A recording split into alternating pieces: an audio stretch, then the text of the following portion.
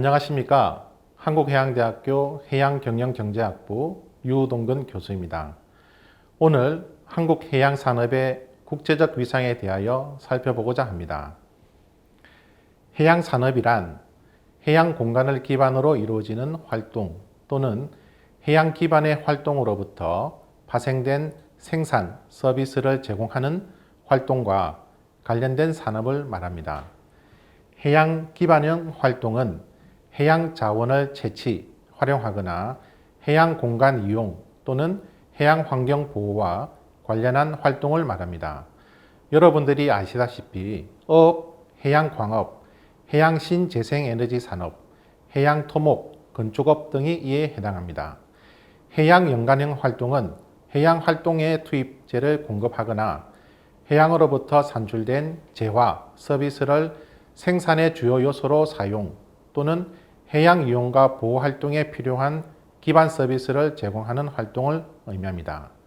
수산물 가공, 유통업, 해양 바이오 산업, 해양 플랜트 산업 등이 이에 속합니다. 해양수산발전기본법에 따르면 해운, 항만, 수산, 해양과학 기술 개발, 해양환경, 해양관광 및 해양정보 관련 산업과 그 밖에 해양 및 해양자원의 관리 보전과 개발, 이용에 관련된 산업을 말합니다. 해양산업 중 가장 비중이 높은 해운, 항만, 조선산업을 중심으로 우리나라 해양산업의 국제적 위상에 대하여 살펴보고자 합니다. 해양산업 중에서 가장 비중이 높은 해운산업에 대해서 살펴보겠습니다. 교통의 한 수단인 해상운송은 해상에서 선박으로 화물이나 여객을 운송하는 것을 말하여 줄여서 해운이라고 표현합니다. 해운은 인적 요소, 물적 요소, 해운 수요의 세 가지 요소로 구성되어 있습니다. 인적 요소는 선박의 주체인 선원, 물적 요소는 운송수단인 선박, 해운 수요는 화물 및 여객입니다. 국제무역의 발달로 해운은 중요한 운송수단으로 성장하였으며 해운 산업과 국제무역은 매우 밀접한 관계가 있습니다. 즉, 조선 기술의 발달과 선박의 대형화, 전문화로 국가 간 교역이 지속적으로 확대되고 있으며 이는 다시 해운 수요의 증가로 이어집니다. 해운은 운송사슬의 한 부분을 차지합니다.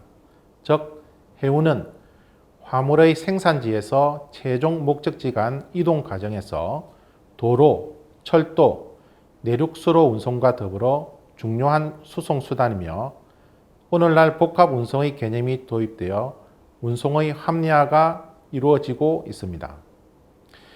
해운업이란 화물 또는 여객을 수요자가 필요로 하는 시간에 원하는 장소로 선박을 이용하여 운송함으로써 시간적 효용과 장소적 효용을 창출하고 이윤을 창출하는 서비스업을 의미합니다. 해운의 특성상 해운기업은 국제적인 경영활동을 수행하며 전기선사의 경우 오늘날 물류의 중요성에 의해 해상운송에서 복합운송 및 종합물류 서비스 기업으로 발전하고 있습니다. 해운기업은 선박이라는 생산 도구를 이용하여 운송 서비스를 제공하기 때문에 일반 제조기업의 조직과 상의하며 해운기업의 자본, 자산 규모, 선박 운항 형태, 소유 구조, 해운 서비스 형태에 따라 그 조직의 형태는 다양합니다. 선박 운항을 통해 해상 운송 서비스를 제공하는 운송업자는 화물 운송 형태에 따라서 구분됩니다. 우리나라 해운법에서 해운업이란 해상 여객 운송 사업, 해상 화물 운송 사업, 해운 중개업, 해운 대리점업, 선박 대여업 및 선박 관리업을 말한다고 규정하고 있습니다. 선박 운항을 통해 화물이나 여객을 운송하는 사업뿐만 아니라 해상 운송 관련 서비스 사업도 해운업에 속합니다.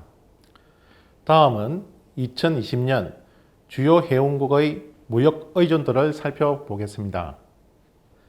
해운 산업은 대외지향적 개방 경제 체제인 우리나라 국민 경제를 뒷받침하는 국가기관 산업입니다. 한국은 선봉량 기준 세계 7위의 해운 국가입니다. 우리나라 대외 무역 의존도는 59.83%를 차지하고 있습니다. 그리고 수출입 화물의 99.7%가 선박을 통해 운송되고 있습니다. 특히 원유와 철강석, 연료탄 등 원자재는 100% 해상 수송되고 있습니다. 거의 모든 수출입 물량이 바다를 통해 운송된다는 점에서 해운 산업은 대한민국 경제를 뒷받침하는 매우 중요한 산업입니다. 전 세계적으로 글로벌 무역 중 해상 물동량 비중은 85%로 절대적인 비중을 차지하는데, 이는 해상 운송이 육상 대비 장거리 대량 운송이 가능하고 거리 대비 운송비가 상대적으로 저렴하다는 경제적인 특성 때문입니다. 다음은 2020년 10대 수출 산업에 대해서 살펴보겠습니다. 우리나라의 1위는 반도체, 2위 자동차, 3위 해운, 4위 석유 제품, 5위 조선이 차지하고 있습니다. 해운 산업은 여타 산업과는 달리 호황과 불황에 관계없이 무역 수지 개선에 크게 기여하는 외화 가득 및 수입 대체 산업입니다. 해운의 경우 연간 수입이 약 273억 달러로 우리나라 10대 외화 가득 원으로서 국제 수지 개선에 크게 이바지하고 있습니다.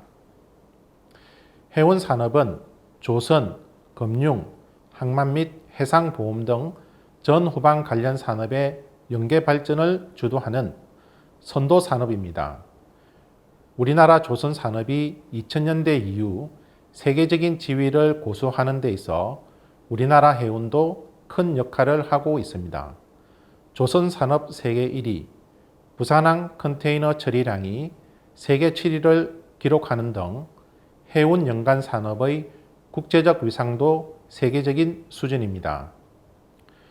다음은 한국 해운의 국제적 위상을 살펴보겠습니다. 한국 해운은 세계 7위의 해운 국가입니다. 해운 산업은 다양한 직종의 고용을 창출하는 전천후 고용 창출 산업입니다. 해운업계의 직접 고용뿐만 아니라 항만, 하역, 조선소 및 조선기자재 등 연관 산업의 간접 고용에 크게 기여하고 있습니다. 우리나라 상선대는 2021년 1월 기준 1641척, 8609만 중량톤으로 세계 7위입니다. 1960년 한국 상선대의 규모는 10만 톤으로 세계 100위권의 해운국에 불과했으나 2021년 8609만 제화 중량톤을 기록하며 세계 7위 해운국으로 도약하였습니다. 다음은 한국 조선업의 국제적 위상에 대해서 살펴보겠습니다. 2020년 전 세계 선박 발주 1,924만 CGT 중 한국이 819만 CGT를 수주해 세계 1위를 기록했습니다. 이에 따라 한국 조선업은 2018년부터 3년 연속 수주 실적 세계 1위 자리를 지켰습니다. 지금 대다수 국가의 원자재 및 수출입 상품의 85% 이상이 선박을 통해 운송되는 관계로 각국은 국가안보 차원에서도 중요한 기간 산업인 조선업을 중시할 수밖에 없습니다. 현재 세계에는 연근해 및 어업용 선박을 제외하고도 국가 간 교역에 사용되는 상선 2만 5천 척가량의 큰 배들이 해양을 누비고 있습니다. 여기에다 조선산업은 전방산업인 해운업의 추세에 맞춰서 선박의 대형화, 친환경 등의 기술 집약적인 산업으로 진화 중에 있습니다. 이처럼 상품의 국가 간 교역 자체가 사라지지 않는 한 조선산업은 결코 고사양 산업이 될 수가 없는 것입니다. 다음은 컨테이너 선박의 대용화와 한국의 국제적 위상에 대해서 살펴보겠습니다. 해상 운송의 대형 선박의 운항이 증가하고 있습니다. 해운 기업이 대형 선박을 도입하는 가장 큰 이유는 규모의 경제를 실현하기 위함입니다. 연료류, 각종 항비, 인건비 등을 고려할 때 선박에 화물을 많이 실으면 실을수록 해운 기업의 비용은 절감되고 이익은 늘어납니다. 국적 선사인 HMM은 초대형 선박 확충을 통한 규모의 경제 실현과 원가 경쟁력 확보를 위해 2018년 9월 24,000 TU급 선박 12척을 국내 조선소에 발주했습니다. 선박 한 척에 1,725억 원씩 총 2조 700억 원에 달하는 건조 비용 조달에는 민간 금융기관 외에도 산업은행, 수출입은행 등 국책은행과 한국해양진흥공사가 참여했습니다. 최근 HMM이 건조한 세계 최대 컨테이너 선박인 HMM 알헤 시라스호는 선박에 실을 수 있는 컨테이너 박스를 한 줄로 나열하면 서울에서 대전까지의 직선 거리 144km에 해당됩니다. 선박에 초코파이를 실는다면 총 70억 개를 실을 수 있어 전 세계 인구가 한 개씩 먹을 수 있습니다. 라면의 경우 우리나라 국민 전체가 4일 동안 먹을 수 있는 5억 5천만 개를 실을 수 있습니다. HMM 알헤 시라스호의 길이는 약 400m, 폭은 61m, 높이는 33.2m로 축구장 4배 크기에 달합니다.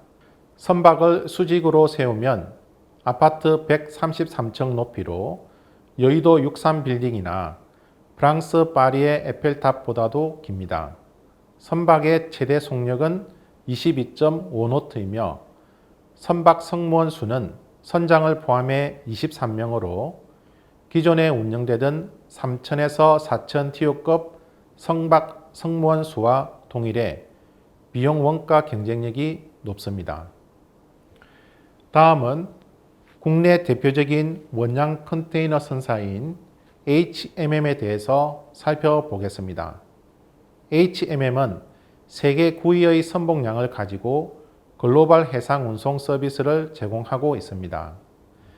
HMM은 100여 척의 다양한 선박과 물류시설, 전 세계를 거미줄처럼 연결하는 항로망, 해운업계를 선도하는 IT 시스템, 숙련된 해운 전문 인력을 바탕으로 최고의 운송 서비스를 제공하는 종합 해운 물류 기업입니다. HMM은 1976년 유조선 3척의 운항을 시작으로 컨테이너선, 벌커선, 광탄선, 중량 화물선, 특수 제품선 등 다양한 사업에 적극 진출하여 경쟁력을 강화해 왔습니다. 그 결과 사업 영역을 다각화해 특정 분야의 시황 변동에도 안정적인 수익을 창출할 수 있는 사업 구조를 확보하고 있습니다. 전 세계 6개 해외 본부, 27개 법인, 60개 해외 지점, 5개 해외 사무소의 방대한 글로벌 네트워크, 최고의 해운 전문 인력의 숙련된 선박 운영과 정확한 시황 예측, 한 차원의 높은 글로벌 IT 시스템을 바탕으로 국경 없는 치열한 경쟁이 벌어지고 있는 해운업계에서 세계 최고 수준으로 경쟁력을 강화하고 있습니다. 다음은 글로벌 공급 사슬에서 항만의 중요성에 대해서 살펴보겠습니다. 항만은 글로벌 공급 사슬에서 매우 중요한 역할을 하고 있습니다. 글로벌 공급 사슬은 공급자가 소비자까지 상품을 보내거나 상품을 만들기 위해 원자재, 중간재 등을 가지고 오는 모든 과정을 이야기하는 것입니다. 그리고 이 과정을 수행하는 행위가 물류입니다. 그래서 물류가 막히면 글로벌 공급 사슬이 붕괴되고 공장은 멈추고 소비자는 상품을 받지 못하는 것입니다. 물류의 과정에서 국가와 국가를 연결하는 중요한 인프라가 항만입니다. 항만은 해외에서 화물을 싣고 오는 선박들이 접안에서 화물을 내리는 곳이고 반대로 우리가 생산한 화물들을 실어서 수출국으로 보내는 곳이기도 합니다. 그래서 항만에 문제가 생기면 전 세계 공급망에 문제가 생길 수밖에 없습니다. 최근 발생한 글로벌 공급망 붕괴는 항만을 연결하는 배후 물류 시스템의 인력 부족 등으로 생긴 문제로 이것이 세계 최대의 소비 지역인 북미, 유럽, 그리고 세계 최대의 생산국인 중국, 동남아 등지의 항만들에서 발생하고 있기 때문입니다. 항만은 해륙의 연결 기능이 수행되는 중개지이자 국제무역의 관문이며 화물 유통의 거점으로서 국가 경제 발전에 중요한 역할을 담당합니다. 특히 화물의 발생지로부터 최종 도착지까지의 화물 유통 과정상 핵심 부문으로서 하역, 보관, 이송, 심지어 가공에 이르기까지 서비스를 제공하고 화물의 부가가치를 창출해 국내 산업의 국제 경쟁력 제고에 중요한 역할을 수행합니다. 이와 같이 항만은 무역활동을 촉진시키고 경제활동을 지원하는 가장 중요한 사회 간접 자본의 하나입니다. 우리나라 항만은 연안항만을 취급하는 연안항과 국제항로를 이용하여 수출입을 담당하는 무역항을 합쳐 60여 개의 항만과 400여 개의 국가 및 지방어항이 있습니다. 다음은 국내 항만에 대해서 살펴보도록 하겠습니다. 국내 무역항은 2021년 총 15억 8,071만 톤의 화물을 취급함으로써 우리나라가 무역 1조 달러 세계 10위의 경제대국 반열에 드는 데 중추적인 역할을 담당하였습니다. 부산항은 전년 2,182만 TEU 대비 4% 증가한 2,269만 TEU를 기록하였습니다. 인천항은 유연탄 수입 물동량은 감소하였으나 원유 및 석유가스의 수입 물동량과 자동차 수출 물동량은 증가하였습니다. 광양항은 철강 수요의 증가로 제철 산업에 필요한 철강석, 유연탄의 수입과 철강 제품의 수출이 증가하였고 유류와 자동차 물동량이 증가하였습니다. 평택 당진항은 유연탄 수입 물동량은 감소하였으나 석유 정제품, 석유가스, 철강석 수입, 자동차 수출 물동량의 증가가 있었습니다. 울산항은 대표적인 액체 항만으로서 자동차 수송 물동량뿐만 아니고 석유 정제품, 화학공업 제품 등의 물동량이 증가하였습니다.